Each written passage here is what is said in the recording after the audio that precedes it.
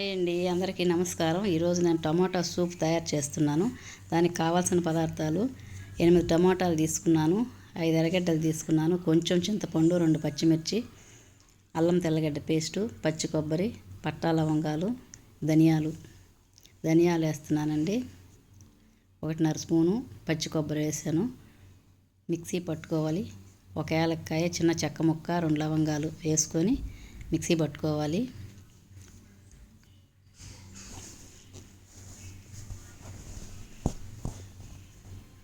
ఇట్లా వచ్చిందండి.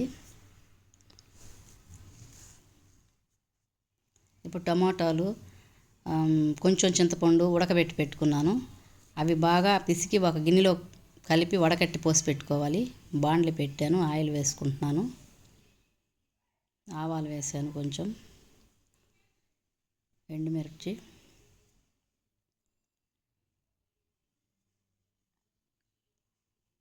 కొంచెం జీలకర్ర.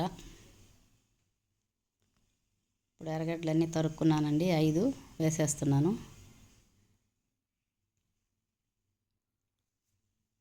వేగాలండి. బాగా వేగాక టమాటాలు, పచ్చిమిర్చి కూడా వేసేసాను.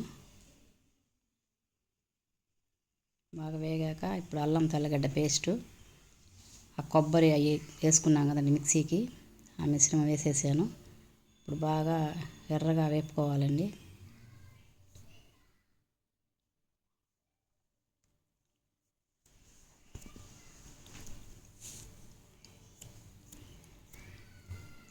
మూత పెట్టి మధ్యలో కలుపుతూ ఉండాలి.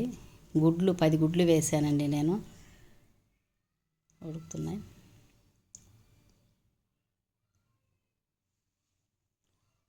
మసాలా వేగిపోయింది, కరివేపాకు వేసాను. అదంతా పసుపు వేసుకుంటున్నాను, 1/4 స్పూను, 1.25 స్పూన్ కారం వేస్తున్నాను,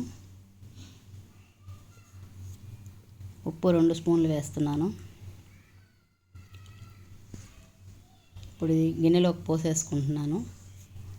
గిన్నెలో పోసుకొని ఆ చింతపండు, టమాటాలు కలిపిన రసం దీంట్లో పోసుకుంటున్నానండి. వడగట్టుకొని 15 నిమిషాలు ఉడకాలి. ఇది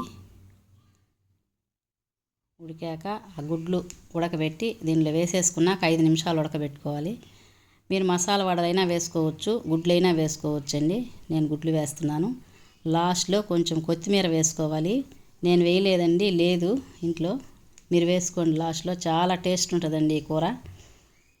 చపాతీ, పూరి, ఇడ్లీ, దోశ, రైసు అన్నిటిలోకి పనికి వస్తుందండి. చాలా బాగుంటుంది టేస్టు.